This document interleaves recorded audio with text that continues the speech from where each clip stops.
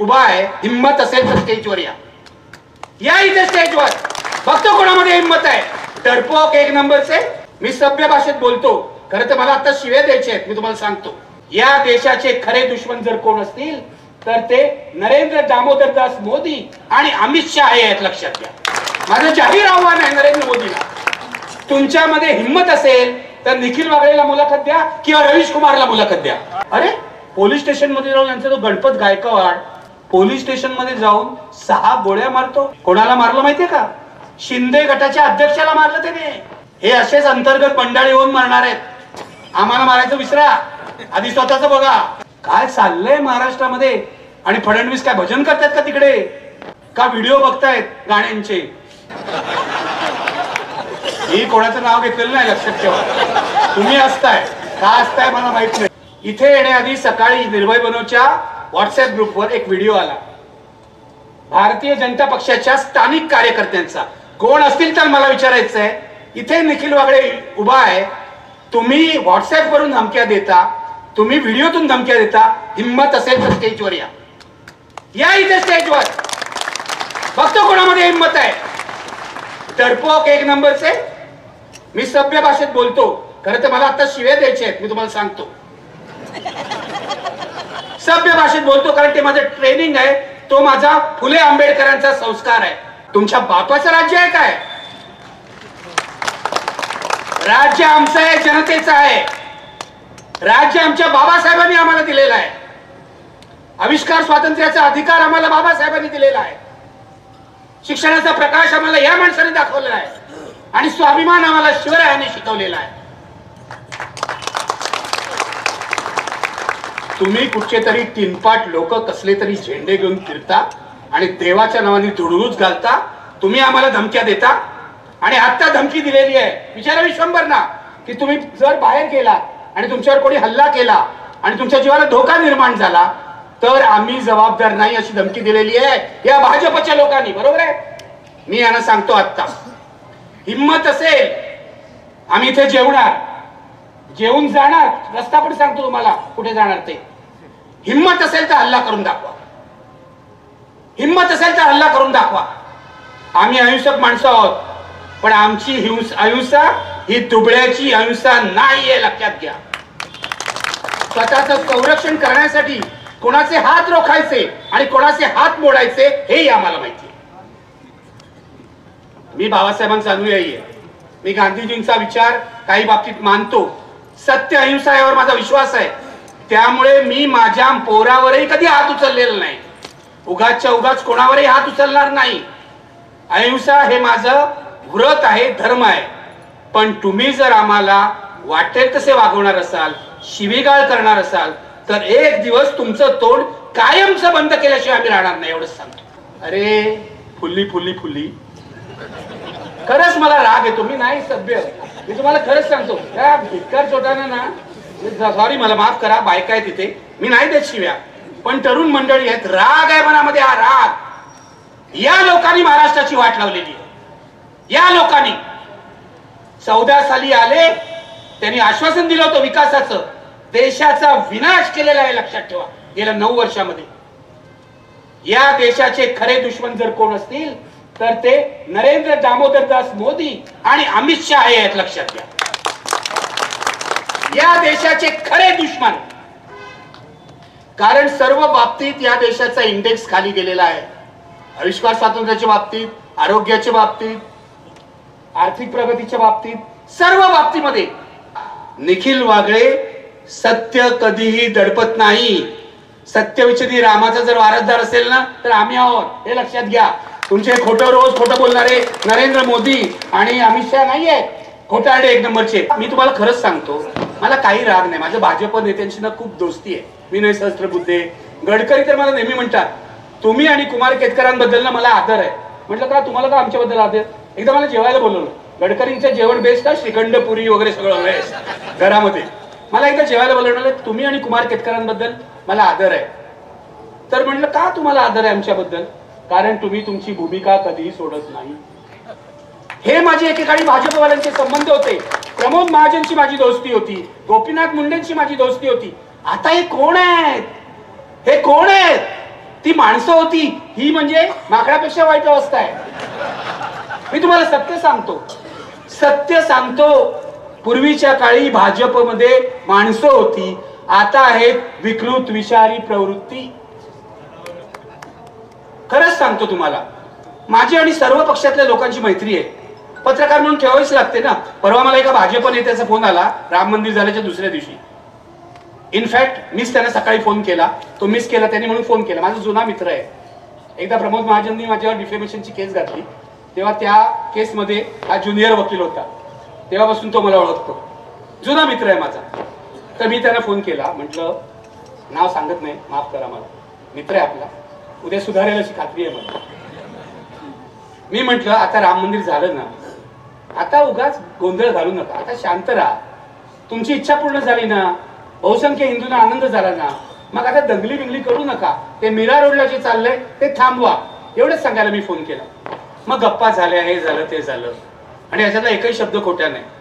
त्यांनी मला सांगितलं, निखिल तुम्ही ना एकदा अमित शहाला भेटलं पाहिजे. मी म्हटलं माझी काय हरकत नाही. मी मनात म्हटलं पत्रकार आहे, कुणालाही भेटू शकतो. दाऊद इब्राहिमला भेटू शकतो, तर अमित शहाला का नाही भेटू शकतो? भेटू शकतो ना. पत्रकाराला कुठेही बंदी असता कामा नये. पत्रकारांनी कोणाला भेटावं. अमित शहानं वेगळा माणूस आहे, वेगळा माणूस. आता मला वेगळा माणूस म्हणजे काय मला कळत नाही. आम्हाला जे दिसतं त्यापेक्षा तो वेगळा असेल तर ह्यांना दिव्य दृष्टी असेल. म्हटलं ठीक आहे, मी भेटायला काहीच हरकत नाही. नरेंद्र मोदींना सुद्धा मला भेटायला हरकत नाही, मी पत्रकार आहे. पण नरेंद्र मोदींनी एवढी हिंमत दाखवली पाहिजे की मला मुलाखत द्यायची आणि माझ्या प्रश्नाला उत्तर द्यायचं. माझं जाहीर आव्हान आहे नरेंद्र मोदींना, तुमच्यामध्ये हिंमत असेल तर निखिल वागळेला मुलाखत द्या किंवा रवीश कुमारला मुलाखत द्या. निखिल वागळे जाऊ दे, रवीश कुमारला मुलाखत द्या. पण नरेंद्र मोदी इतके डरपोक आहे की 2014 साली सत्तेवर आल्यावर पहिली गोष्ट त्यांनी काय केली तर अंबानीशी हातमिळवणी करून 3000 कोटी रुपये आमच्या मालकाला देऊन आम्हाला सगळ्यांना नोकरीवरून काढून टाकलं. याचं कारण आम्ही जर राहिलो असतो, मी राजीव सरदेसाई किंवा इतर लोक, सागरिका घोष आणि इतर लोक, तर आम्ही यांचे वाभाडे काढले असते. 10 वर्ष निखिल वागळे नरेंद्र मोदींमुळे मेनस्ट्रीम मीडियाच्या बाहेर आहे, लक्षात घ्या. 10 वर्ष झाली आज, बरोबर 2014 ते त्याआधी 8 वर्ष आम्ही आयबीएन लोकमत कसं चालवलं तुम्हाला माहिती आहे. कोणाला स्पेअर केलं नाही. अरे हे जे आहेत ना लोक, केशव वगैरे उपाध्ये, यांना मी बनवलंय प्रवक्ता. आता बघा बहुसंख्य चॅनलनी एक आमचा कमलेश सुतार सोडला तर चर्चेचे कार्यक्रमच बंद केले. का केले माहितीये? का केले मी तुम्हाला सांगतो. भारतीय जनता पक्षाने त्यांच्यावर दबाव आणला आणि हे मी तुम्हाला पुराव्यासकट सांगतो. मी आयबीएन लोकमत सोडल्यानंतर मी असं ठरवलं होतं, काळ काय बरा नाही, आता मी कुठे नोकरी करणार नाही. सुदैवाने माझं वय तेव्हा किती वर्षाचं होतं बघा, 10 वर्ष आधी म्हणजे 55 वर्षाचं होतं. त्यामुळे मी म्हटलं आता आपली 5 वर्ष झाली आहेत निवृत्ती, 5 वर्ष राहिलेत निवृत्तीची, मी नोकरी करणार नाही, मी फ्रीलान्सिंग करेन. मग मी मराठी, महाराष्ट्र वन इथे काम करायला लागलो. TV 9नी मला बोलवला. त्यांचा CEO हैदराबादहून आला, बघा हैदराबादहून आला तो तिकडचा तेलुगू माणूस, आणि मला त्यांनी सांगितलं आम्ही तुला सगळं स्वातंत्र्य देऊ, तू 9चा कार्यक्रम करायचा. मी कार्यक्रम सुरू केला. शेतकऱ्यांचं आंदोलन होतं. मी नाशिकच्या मार्केट यार्डमध्ये जाऊन लाईव्ह कार्यक्रम केला आणि कार्यक्रमाला प्रचंड प्रतिसाद होता. अभिजित कांबळे जे आता बीबीसीचे संपादक आहेत ते माझे प्रोड्युसर होते. आमची जोडी चांगली जमली होती. 3 महिने झाले. 3 महिन्यानंतर इथे एक भाजपचा माणूस आला. त्याचं नाव आहे उमेश कुमावत. आजही ते TV 9चे.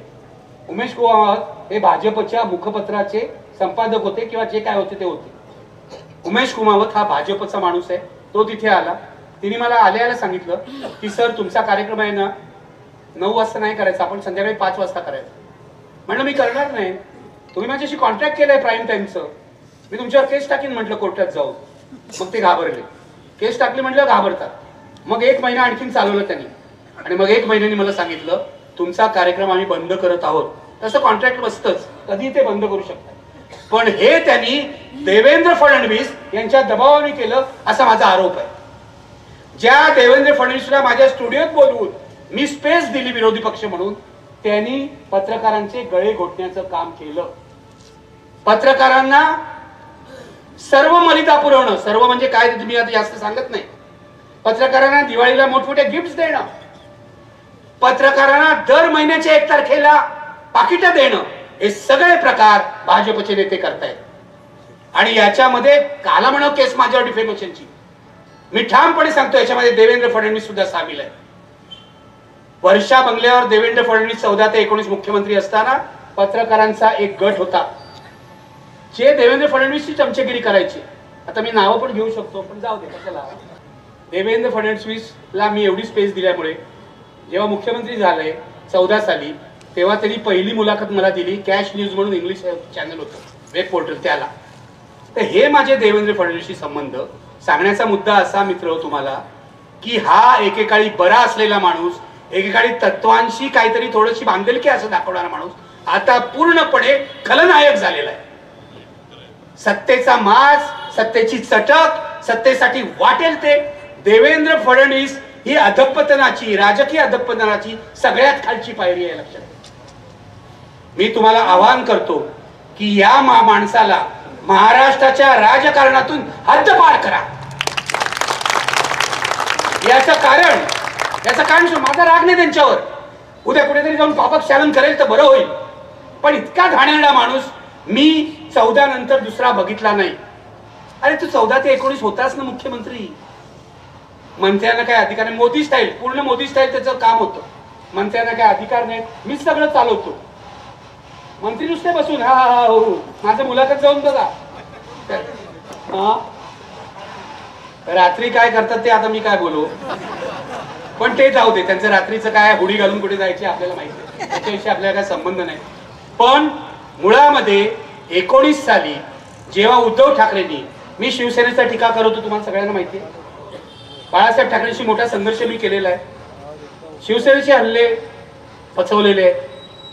पण उद्धव ठाकरेंना अमित शहानी फसवलं हे मी तुम्हाला स्पष्टपणे सांगतो. आणि केवळ उद्धव ठाकरेंनी मला नाही सांगितलं, मी असा विश्वास नाही ठेवत, मी माझ्या सर्व सोर्सेस कडून कन्फर्म केलेला आहे. उद्धव ठाकरेंना अमित शहानी 50-50 करू, म्हणजे 2.5 वर्ष तुम्हाला 2.5 वर्ष मला असं आश्वासन दिलं होतं. आणि अमित शहानी असंही सांगितलं होतं मंत्रिमंडळामध्ये सुद्धा 50-50% प्रतिनिधित्व असेल. हे भाजपवाले खोटारडे, जन्मतः खोटारडे, कारण यांची मातृसंघटना खोटारडी.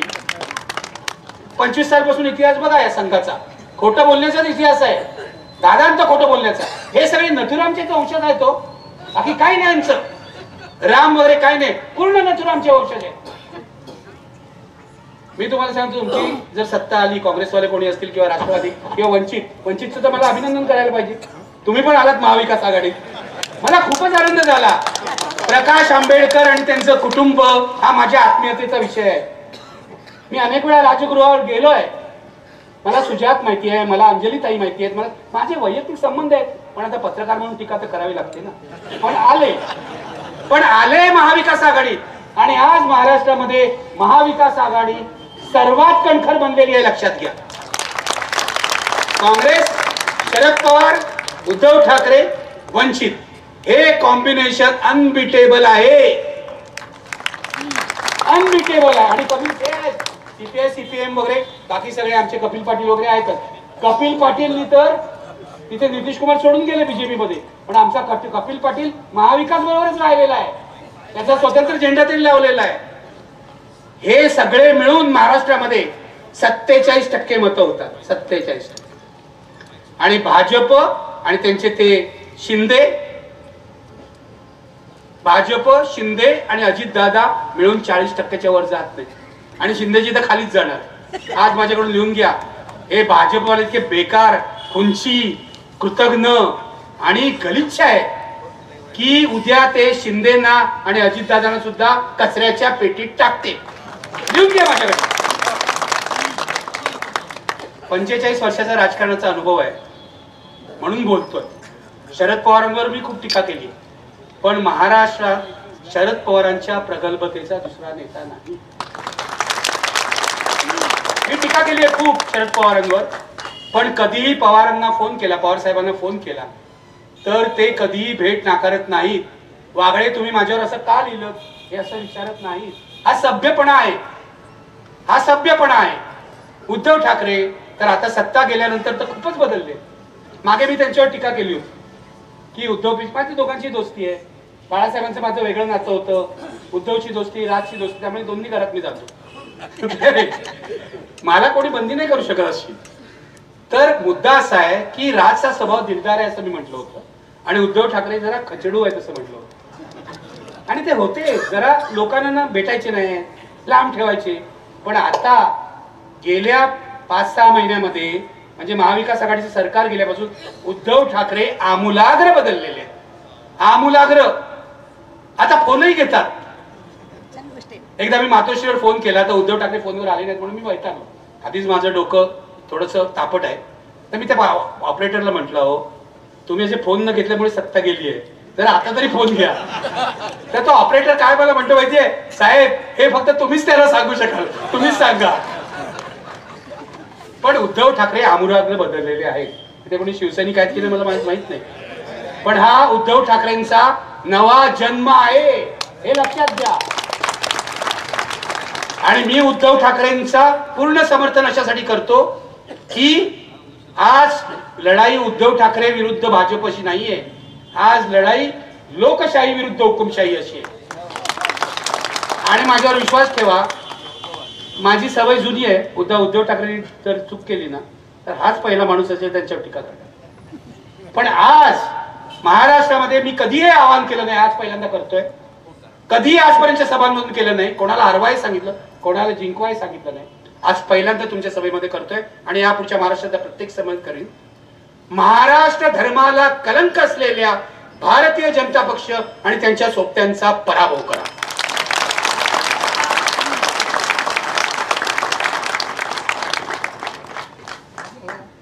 महाराष्ट्र मेला तरी राष्ट्र मेले, महाराष्ट्राविना राष्ट्र गाडा कसा चाले. हे कोणाचं आहे माहितीये? सेनापती बापटांचं आहे. महाराष्ट्र मेला तरी राष्ट्र मेले, महाराष्ट्राविना राष्ट्र गाडा कसा चाले. मित्रो, ही लढाई मोदी शहा विरुद्ध बाकी सगळे नाही. ही लढाई मोदी शहा आणि त्यांचे फडणवीसांसारखे गुलाम विरुद्ध महाराष्ट्र ही आहे. या सगळ्या महात्म्यांना साक्षी ठेवून आपल्याला ठरवायला पाहिजे की कोणत्याही परिस्थितीत जीव गेला तरी महाराष्ट्र धर्माचं आपण रक्षण करायला पाहिजे. कोणत्याही परिस्थितीत. इथे तरुण मुलांना मी सांगतोय, तुमच्यामध्ये रक्त सळसळत असेल ना तर जागे व्हा. ही भाजपची जी आहेत ना अशी धमक्या देणारी, त्यांचा तर मी खिचगंटीतच ठेवत नाही. पण मी त्यांना आवाहन करतो, तुम्हाला जर तुमची कुटुंब सुरक्षित पाहिजे असतील पुढच्या काळामध्ये, नाहीतर हे ब्रिजभूषण शरण सिंग सारखे लोक तुमच्याच घरात घुसतील, तुमच्याच घरात घुसतील. भाजपमध्ये काय चाललंय तुम्हाला सांगितलं ना, अंगावर काटा येईल आतमध्ये. कळलं का? कोण कोणाचं काय करतोय सांगितलं ना, आणि कोण कोणाचं काय कापायचा प्रयत्न करतोय. आज जास्त बोलत नाही, नाहीतर माझाच काटा काढतील. पण महाराष्ट्राची परंपरा आमच्या आचार्य यात्रेंची आहे. आचार्य यात्रे आम्हाला मार्ग दाखवतायत की तुम्हाला सत्य बोललं पाहिजे आणि त्याच मार्गावरून आम्ही चालतोय. ही लढाई महाराष्ट्र धर्माची लढाई आहे.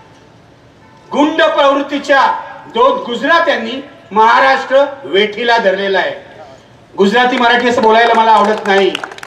याचं कारण मी महाराष्ट्रातले गुजराती सुद्धा महाराष्ट्रीयन आहेत असं मानतो. पण या 2 गुंड प्रवृत्तीच्या गुजरात्यांनी महाराष्ट्र वेठीला धरलेला आहे. मुंबई बर्बाद करायचं षडयंत्र त्यांनी केलेलं आहे. आणि मुंबईमधले किती उद्योग, आता शेवटचा म्हणजे तो डायमंड बाजार तर गेला सुरतला, माहितीये तुम्हाला. आता तिथे जाऊन त्यांच्यापुढे इतक्या अडचणी आल्या की डायमंड व्यापारी परत यायला लागले. अरे मुंबईने तुम्हाला आसरा दिला, मुंबईने तुम्हाला रोटी दिली, तुम्ही तिकडे जाऊन ढोकळा खाताय, लाज नाही वाटत तुम्हाला? आम्हाला सांगितलं 370 कलम काढून टाका. माझी हरकत नाही. माझी हरकत अशासाठी नाही की मुळामध्ये ते कलम आहे ना ते अत्यंत मिळमिळीत झालं होतं आणि त्यातल्या अनेक तरतुदी ज्या आहेत त्या काँग्रेस सरकारच्या काळात रद्द करण्यात आल्या होत्या. काढून टाका, माझी काय हरकत नाही. 370 कलम काढलं ना, माझी काय हरकत नाही. त्याचं नाहीतरी ते निरुपयोगी होतं, भावनिक होतं.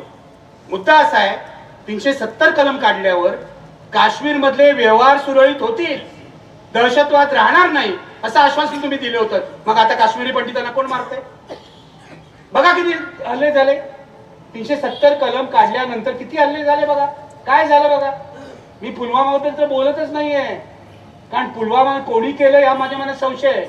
काश्मीरचे राज्यपाल, काश्मीरचे माजी राज्यपाल सत्यपाल मलिक, तुम्ही पेपर वगैरे वाचता ना? हो म्हणा जर जोरात. सत्यपाल मलिकने काय आरोप केला तुम्हाला माहितीये की पुलवामाच्या घटनेमध्ये या जवानांना जायला जर विमानं दिली असती तर हे सगळे जवान वाचले असते. पण मोदी सरकारने, मला असं वाटतं राजनाथ सिंग तेव्हा होते होम मिनिस्टर, त्यांनी ही व्यवस्था केली नाही म्हणून आमचे जवान मारले गेले. जवानांचं रक्त हाताचं लागलंय मोदी आणि या सर्व लोकांच्या. कसलं राष्ट्रप्रेम सांगता तुम्ही? एक नंबरचे देशद्रोही लोक. आम्हाला राष्ट्रप्रेम सांगू नका. आमच्या आई वडिलांनी, आमच्या नातेवाईकांनी लाठ्या खाल्लेले, जेलमध्ये गेलेले. तुम्ही सांगता आम्हाला राष्ट्रप्रेम? तुम्ही जवानांना मारलं. आणि का बोललं जात नाही? कारण या देशातला मीडिया अत्यंत लाचार झालेला आहे. मी तुम्हाला एक गोष्ट सांगतो आणि सत्य आहे आणि वर्तमानपत्राचं नाव घेऊन सांगतो, उद्या माझं भाषण तर नाही छापणार नाही. लोकमतच्या मालकांनी फरमान काढलं की सत्यपाल मलिकचं एकही स्टेटमेंट छापायचं नाही. आणि तुम्ही चेक करू शकता, लोकमतच्या फायली जाऊन बघा सत्यपाल मलिकचं काय छापलंय. हे लोकमतच्या मालकांनी फरमान काढलं आणि हे मला माझी सूत्र सगळीकडे असतात, ती बरोबर योग्य माहिती देतात. हे जो माणूस 2 टर्म का 3 टर्म काँग्रेसचा खासदार झालाय त्याला लाज नाही वाटत? मला लाज वाटते. लोकमत हा महाराष्ट्रात सगळ्यात मोठा पेपर आहे असं म्हणायला. तिथे ते सकाळवाले कोण आहेत आपले, काय नाव ते, पवार, अभिजित पवार. बोलू ना का थांबू? अभिजित पवार. आता हे अभिजित पवार, पवारांच्या कुटुंबातले अमुक तमुक, हे जाऊन मोदींना भेटतायत. मोदीने हात लावला काय सोनं बी नव्हतं की आम्हाला कळत नाही. प्रत्येक मालक, आता हे पुढारी नावाचे चॅनल निघाले, हे माझा असा आरोप आहे हे भाजपच्या सांगण्यावरून काढण्यात आलेलं आहे, भाजपच्या दबावाने काढण्यात आलेलं आहे. आणि इथल्या प्रत्येक चॅनलला आणि पेपरला, पत्रकारांनो तुमच्यावर बोलत नाही, तुमच्या मालकांवर बोलतो. इथल्या प्रत्येक पेपरला आणि प्रत्येक चॅनलला कोट्यावधी रुपयाच्या जाहिराती दरवर्षाला दिल्या जात आहेत. कोट्यावधी रुपये सारले जातात त्यांच्या तोंडामध्ये. कार्यकर्त्यांना विचारा पत्रकारांना पाकिट द्यावे लागतात की नाही. हे सत्य आहे. पण मोदीजी हुशार तुमच्यापेक्षा. ते म्हणाले पत्रकारांना कशाला पाकिट द्यायची, मालकालाच देऊ, डायरेक्ट ऑफिशियली जाहिराती देऊ मालकाला. अशा प्रकारे सगळ्या प्रेसचं दमन करण्यात आलेलं आहे, आवाज बंद करण्यात आलेला आहे. रवीश कुमारचं युट्यूबवर आता सगळे प्रेक्षक युट्यूबवर का वाढले तुम्हाला माहितीये? रवीश कुमारचे सबस्क्रायबर 70 लाख झालेले. 10 लाख त्याच्या व्हिडिओला हिट्स मिळतात. इतर अजित अंजुम असतील, आणखीन कोण कोण असतील, त्यांच्याही व्हिडिओला हिट्स मिळतात. नशिबाने अजून मी जिवंत आहे, लोकांना माहिती आहे, त्यामुळे माझ्या यायला मिळतात. पण सांगायचा मुद्दा की लोक टेलिव्हिजन सोडून युट्यूबकडे का वळले, याचं कारण युट्यूब मधून आपल्याला काहीतरी अजून स्वतंत्र आवाज ऐकू येतो असं लोकांना वाटतं. पण तुम्हाला आणखीन एक गोष्ट सांगतो जी तुम्हाला माहिती आहे की नाही मला माहित नाही. रवीश कुमारच्या युट्यूब चॅनलवर जाऊन हा व्हिडिओ बघा. थोड्याच दिवसात मोदीजी एक बिल आणतायत, युट्यूब सेन्सॉर करणार आहेत. या इलेक्शन नंतर सोशल मीडिया सेन्सॉर होईल. म्हणजे आमचे आवाज पोचणार आहेत की नाही मला माहित नाही, पण जर लोकशाही मार्ग तुम्ही बंद केलात आमचा आवाज पोचायचा, तर आम्ही भूमिगत मार्गाने प्रयत्न करू. आणि लागलं, बिल लागू झालं, अजून हे नाही झालं, इम्प्लिमेंट झालं, पास झालंय, इम्प्लिमेंट झालं नाही. तुम्ही हा जाऊन व्हिडिओ बघा रवीश कुमारच्या याच्यावर. मी तुम्हाला स्पष्ट सांगतो, जर तुम्ही आमचे आवाज लोकशाही मार्गाने बोलण्याचा आवाज बंद केला तर आम्ही भूमिगतरित्या काही करू. जसं उषा मेहतानी भूमिगत रेडिओ चालवला रेडिओ, भूमिगत रेडिओ स्वातंत्र्य आंदोलनामध्ये. आमच्याकडे खूप उपाय आहे. आणीबाणीमध्ये सुद्धा आम्ही अशा प्रकारची मॅगझिन्स आणि पॅम्पलेट काढलेली आहे जी लोकांमध्ये डिस्ट्रीब्यूट करतो. आम्ही लहान होतो तेव्हा, कॉलेजमध्ये होतो, रुईया कॉलेजमध्ये. एकदा पोस्टर लावत होतो आम्ही, दुर्गाबाईंनी पद्मश्री सोडली, पु ल वि स खांडेकर तुम्ही कधी सोडणार, एवढं साधी पोस्ट. कारण दुर्गाबाईंनी पद्मश्री सोडली होती आणीबाणीमध्ये, पु ल आणि यांनी सोडली नव्हती. तर आमच्या पाठी तिकडे टिळक ब्रिजच्या खाली पोलीस लागले. हे पोरांनो काय करतायत म्हटलं, पोस्टर लावतोय, काय हटा म्हणून. आणि इतके मागे लागले की आम्हाला पळूनच जावं लागलं. पण आणीबाणीमध्ये आम्ही तरुण पोरं असताना काम केलेलं आहे, तेव्हा आम्हाला माहिती आहे आणीबाणी काय असते. आणीबाणीमध्ये आमच्या ओळखींचे वडील आया तुरुंगात होत्या, पण इंदिरा गांधींची आणीबाणी अधिकृत आणीबाणी होती. आणि मी तुम्हाला सांगतो अनुभवाने, मोदींची आणीबाणी ही अघोषित आणीबाणी आहे. मोदी कधीही अधिकृतरित्या आणीबाणी आणणार नाही. माझं असं म्हणणं आहे, इंदिरा गांधींची आणीबाणी इंदिरा गांधीने आणली, त्यांनी मागे घेतली, चूक झाली आहे त्यांनी मान्य केलं, त्यांनी देशाची माफी मागितली. माझी अशी इच्छा आहे, इंदिरा गांधींच्या आणीबाणीपेक्षा मोदींची ही अघोषित आणीबाणी भयंकर आहे. याचं कारण इथे माणसांचे जीव घेतले जात आहेत, हे लक्षात घ्या. कायद्याच्या चौकटीत बसून माणसांचे जीव घेतले जात आहेत. जशी इंदिरा गांधींनी माफी मागितली ना, तशी एक दिवस या मोदी शहाला मागावी लागेल अशी माझी अपेक्षा आहे, इच्छा आहे. विश्वभर म्हणतील, तुम्ही जर मगाशी म्हणालात की हे हरणार आहे, तुमच्या तोंडात साखर पडो किंवा 5 किलो गुळ पडो, जे काय पडो, पण या देशावरचं सगळ्यात मोठं संकट हे संकट आहे. तुम्ही लक्षात घ्या, आपण 14 साली अनेकांनी मतं दिली असतील. तपासून बघा काय केलं यांनी. फसवेगिरी केलेली आहे प्रत्येक क्षेत्रामध्ये. कुठे आहेत तुमचे 15 लाख रुपये? आहेत, मिळाले का तुम्हाला? कोणाला? मी वाट बघतोय, माझ्या अकाउंटमध्ये येतील, अकाउंटमध्ये येतील, अकाउंट येतच नाही. प्रत्येक बाबतीत फसवणूक केले. एक नंबरचा खोटारडा माणूस, एक नंबरचा खोटारडा. आणि उद्घाटन करायला सगळीकडे ते आमच्या तिकडे सेतू, अटल सेतू झाला. अटल सेतू, अटल बिहारी वाजपेयींच्या नावाने, पण तिथे अटल कुठेच नाही, तिथे मोदीच. अटल बिहारी वाजपेयींचा फोटो सुद्धा लावला नाही या माणसाने. किती आत्मकेंद्री माणूस आहे. मगाशी तुम्ही सांगितलं, आज या अडवाणींना भारतरत्न वगैरे त्यांनी दिलं, पण राम मंदिराच्या उद्घाटनाला त्यांना बोलावलं नाही. पापक्षालन करतात भारतरत्न देऊन. ज्यांनी देशामध्ये दंगली घडवल्या त्या अडवाणींना भारतरत्न देतात. काय बोलायचं आपण? पण आता अशी वेळ आली आहे की मोदीपेक्षा अडवाणी बरे म्हणण्याची वेळ आहे. एक राक्षस आला तर त्याच्यापेक्षा मोठा महाराक्षस, मग तो पूर्वीचा राक्षस बरा होता असं म्हणायची वेळ येते. प्रॉब्लेम आहे सगळा आपल्या देशाचा. तर या राक्षसांचा पराभव करा. हे रामाचं नाव घेतात आणि अधर्माचं काम करतात, यांचा पराभव करा. मुद्दा असा आहे की या लोकांनी, माझा राग यांच्यावर अशासाठी आहे, मोदी शहानी महाराष्ट्राची वाट लावली. मी काय म्हणतो, बुद्धिवंतांचा महाराष्ट्र एकेकाळी होता, हा बदमाशांचा महाराष्ट्र झालेला आहे पूर्वीच. पण हा बदमाशांचा महाराष्ट्र यांनी आता विकायला काढलेला आहे. लक्षात घ्या, विकायला काढलेला आहे. अरे पोलीस स्टेशन मध्ये जाऊन यांचा जो गणपत गायकवाड, तुम्हाला माहितीये गणपत हे बसले तिकडे कोकरकर, गणपत गायकवाड कल्याणचा केबल ऑपरेटर, तो आमदार झाला, गेल्या वेळेला पण आमदार होता. पोलीस स्टेशन मध्ये जाऊन 6 गोळ्या मारतो. आणि कोणाला मारलं मगाशी सांगितलं नाही यांनी. कोणाला मारलं माहितीये का? शिंदे गटाच्या अध्यक्षाला मारलं त्याने. हे असेच अंतर्गत बंडाळे होऊन मारणार आहेत. आम्हाला मारायचं विसरा, आधी स्वतःच बघा. स्वतःच्या सत्तेतल्या पार्टनरला यांनी 6 गोळ्या मारल्या. काय चाललंय महाराष्ट्रामध्ये? आणि फडणवीस काय भजन करतात का तिकडे? आपल्या पक्षाचा आमदार पोलीस स्टेशन मध्ये गोळ्या मारतो आपल्या मित्र पक्षाच्या अध्यक्षाला, आणि फडणवीस काय करतायत? का व्हिडिओ बघतायत गाण्यांचे?